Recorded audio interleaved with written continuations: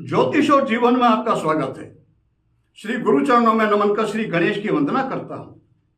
हम चर्चा कर रहे हैं साधना के तांत्रिक और वाममार्गी पद्धति के ऊपर। तंत्र और तांत्रिक, इन शब्दों को सुनते ही हमारे मन में, हमारे मस्तिष्क में एक विशिष्ट छवि उत्पन्न होती है। एक ऐसा व्यक्ति जिसके जटाजूट बाल हैं, आंखों में लाल डोरे तैर रहे हैं, गले में, हाथ में सब तरफ रुद्राक्ष की मालाएं लटकी हुई हैं, किसी के हाथ में खप्पर तो किसी के हाथ में त्रिशूल। ये तांत्रिक, ऐसी छवि उभरती है तांत्रिक का नाम सुनते ही। और तंत्र का नाम सुनते ही इस तरह के जो षटकर्म हैं, एक ऐसा व्यक्ति जो कुछ भी कर सकता है, किसी को वश में कर सकता है, चाहे जिसको मार सकता है, कुछ भी कर सकता है, वो तांत्रिक। ये बहुत गलत धारणाएं हैं और ये भ्रांतियां हैं। क्यों हैं ये भ्रांतियां? ये भ्रांतियां इसलिए हैं, तंत्र के बारे में, तांत्रिक के बारे में जो जानकारी है, उचित सही जो जानकारी है उसका न होना, उसका अभाव। तंत्र शब्द का अर्थ क्या है?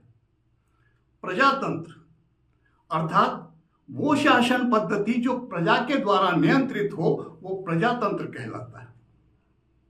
राजतंत्र, शासन की वो प्रणाली जो किसी एक व्यक्ति से नियंत्रित होती हो, वो राजतंत्र। सूचना तंत्र, जिस माध्यम से, जिस सिस्टम से सूचनाएं एकत्रित होती है, उसे हम सूचना तंत्र कहते हैं। तो तंत्र का अर्थ होता है सिस्टम, एक प्रक्रिया। तो तांत्रिक वो जो प्रक्रिया को, सिस्टम को जानता हो, वह तांत्रिक। कौन सा सिस्टम और कौन सी प्रक्रिया? जितने सिस्टम हैं, सर्वोच्च सिस्टम, उन सब के ऊपर तो एक ही सिस्टम है, और वो सिस्टम है प्रकृति का। उस सृष्टि को नियंता, जो सृष्टि को नियंत्रित करती है, वो जो शक्ति है, पराशक्ति है, परम शक्ति है, उसका जो सिस्टम है, जो उसको जानता है, वह तांत्रिक। अब उसके लिए कोई आवश्यक नहीं है कि जैसी वेशभूषा की कल्पना हमारे मस्तिष्क में है वैसे ही उसकी वेशभूषा हो, कोई आवश्यक नहीं। हमारी सनातन संस्कृति में साधना के कई पंथ, कई धर्म, कई संप्रदाय। शाक्त संप्रदाय शक्ति उपासना का विशिष्ट संप्रदाय, जो शक्ति की उपासना, शक्ति की सर्वोच्च उपासना, वही जिनके लिए सब कुछ, वो शाक्त संप्रदाय कहलाते, वो शाक्त कहलाते। वैष्णव संप्रदाय, भगवान विष्णु और उनके अवतारों को सब कुछ मानने वाले, उन्हीं के प्रति श्रद्धा भाव रखने वाले वैष्णव संप्रदाय। गणपत्य संप्रदाय, जो गणपति को ही अपना इष्ट सर्वोच्च मानते, वो गणपत्य संप्रदाय। सौर संप्रदाय, नाथ संप्रदाय, कई संप्रदाय। बीच में कालांतर में क्या हुआ, ये सारे संप्रदाय एक दूसरे के गुण लेकर के वो सनातन धर्म में संस्कृत सम्मिलित हो गए। आज आम जो सनातन धर्मी है, वो नवरात्रा में दुर्गा पूजा भी करता है, कन्या भोजन भी करवाता है। जन्माष्टमी आती तो भगवान कृष्ण के मंदिर में जाकर के रात की 12 बजे तक वो जन्म प्रसाद का इंतजार भी करता है। और मकर संक्रांति आती है सूर्यदेव का, जब सूर्यदेव उत्तरायण होते हैं, उस दिन भी वो दान पुण्य करता है। सब गणपति चौथ, अनंत चतुर्दशी तक गणपति की पूजा भी करता है। सभी सम्मिलित हो गए, सभी स्वरूप। मूल रूप से शाक्त संप्रदाय, शक्ति का जो उपासना का पर्व रहा, उसमें उसका प्रधान, उसी की तांत्रिक व्यवस्था, पूजा पद्धतियां जो थी, वही तांत्रिक पद्धति थी। वाम मार्ग एक ऐसी पूजा पद्धति है जिसने प्रधान रूप से स्त्री को, नारी को पूजनीय माना। वाम मार्ग में पहले साधक, जो साधिका है, जो भैरवी है, उसका शक्ति के रूप में पूजन करता है, फिर उसके बाद स्वयं का शिव रूप में पूजन, और उसके बाद फिर पूजा की प्रक्रिया शुरू होती है। फिर पंचमकार के पूजन के विधान है, जिसे चक्र पूजा कहते हैं। बड़ा क्लिष्ट और बड़ा उस तरह का बहुत गोपनीय और गुप्त पूजा विधान वाम मार्ग की पद्धति। आम व्यक्तियों को उसकी जानकारी नहीं, इसीलिए उसके बारे में भ्रम फैलाया जाता है। हमारा इसका कौन सा तत्व? वाम मार्ग ने महिला को, स्त्री को, नारी को पूजनीय बना दिया। शाक्त संप्रदाय ही वह संप्रदाय है जो ये मान के चलता है ये पूरी सृष्टि, ये सब उस भगवती की कृपा, उसी का परिणाम, उसी की कृपा से नियंत्रित। अब व्यावहारिक रूप में देखें, हम, आप, मैं, राम, कृष्ण, जितने भी व्यक्ति, जितने भी देवी देवता जिनको हम पूछते हैं आज, जितने संत, नानक से लेकर के कबीर तक, उन सब का जन्म मातृशक्ति से ही हुआ हमारे यहाँ सनातन संस्कृति में। इसीलिए जगत जननी को, स्त्री को, नारी को पूजनीय माना गया और कहा कि यत्र पूजन्ते नारी रमन्ते तत्र देवता। यह हमारी संस्कृति ही बोलती है। नवरात्रा में 9 दिन के व्रत के बाद जब अष्टमी को, कुछ अष्टमी क्यों करते हैं, कोई नवमी को करते हैं, कन्या भोजन कराते हैं। और उसमें उन कन्याओं को जिन्हें माता का अर्थ नहीं मालूम, उन्हें भी हम मां का स्वरूप मान करके माता के स्वरूप के रूप में ही उनका पूजन करते हैं। हम कल्पना कर सकते हैं कि शाक्त संप्रदाय जो है वो नारी को किस स्तर तक पूजनीय मानता है। यह पूजा पद्धति शाक्त संप्रदाय की वैष्णव संप्रदाय में भी आ गई। हम भी ग्रहण कर लिए उसको, हमने भी उसको स्वीकार कर लिया। आमजन जो वैष्णव हैं, सभी धर्म, सभी हमारे सनातन धर्म की यही खूबसूरती कि सभी संप्रदायों के जो ग्रहण करने योग्य, जो अपनाने योग्य, सहजता से स्वीकार करने योग्य, सबने स्वीकार कर लिया। इसलिए हम सभी देव देवताओं का पूजन करते हैं। लेकिन हमें इस बात का ध्यान रखना चाहिए कि जिस बात की हमको जानकारी नहीं, उसके बारे में हम कुछ भी बोलने से पहले सोचें, या तो जानकारी प्राप्त करें और फिर कहें।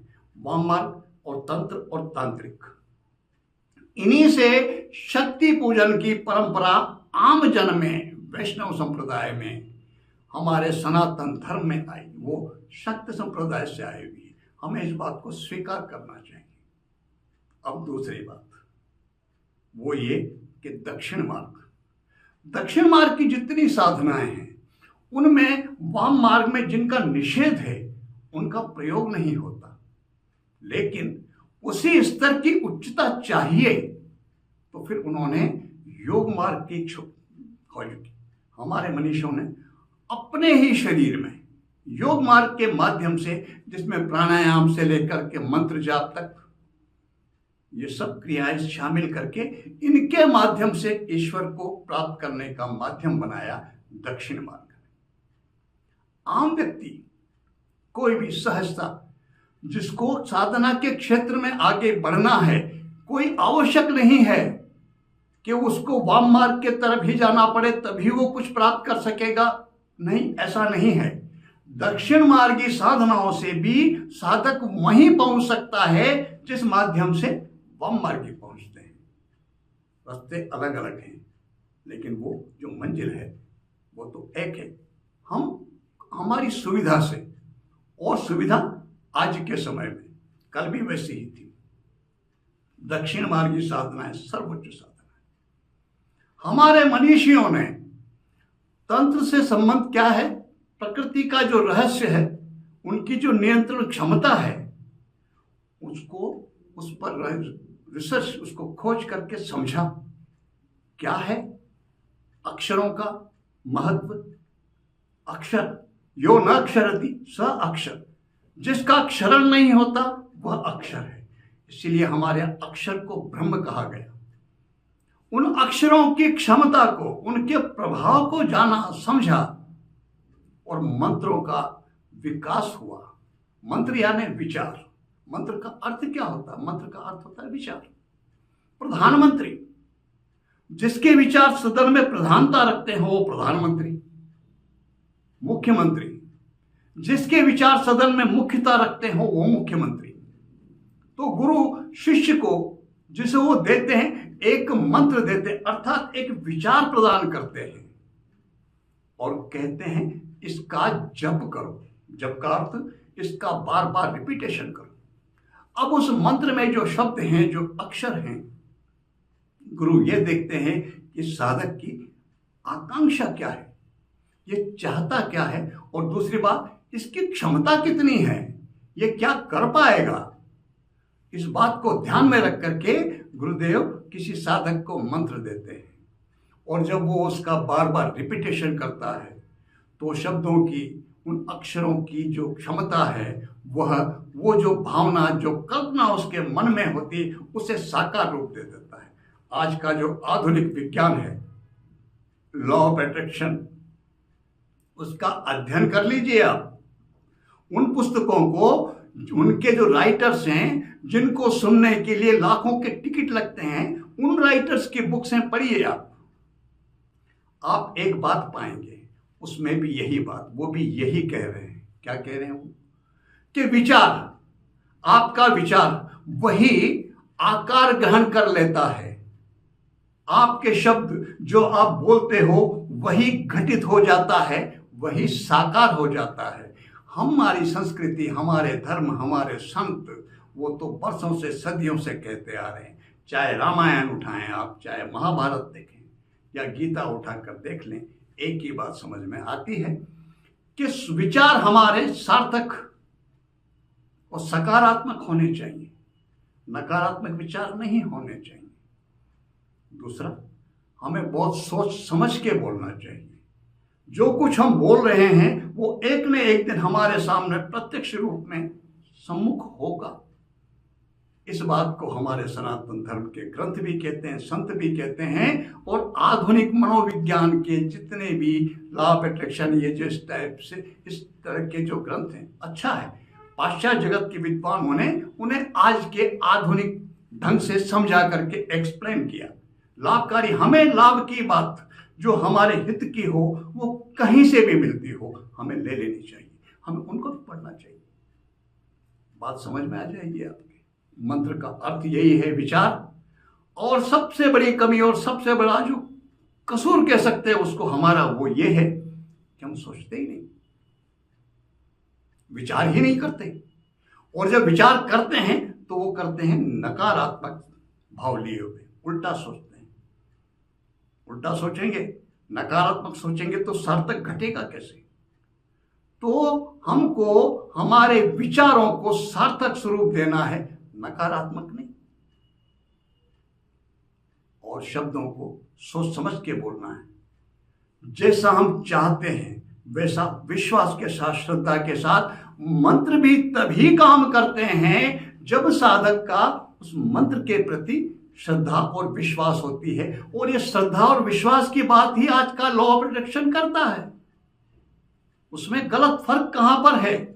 कहीं फर्क नहीं, कहीं भेद नहीं, बात तो एक ही है।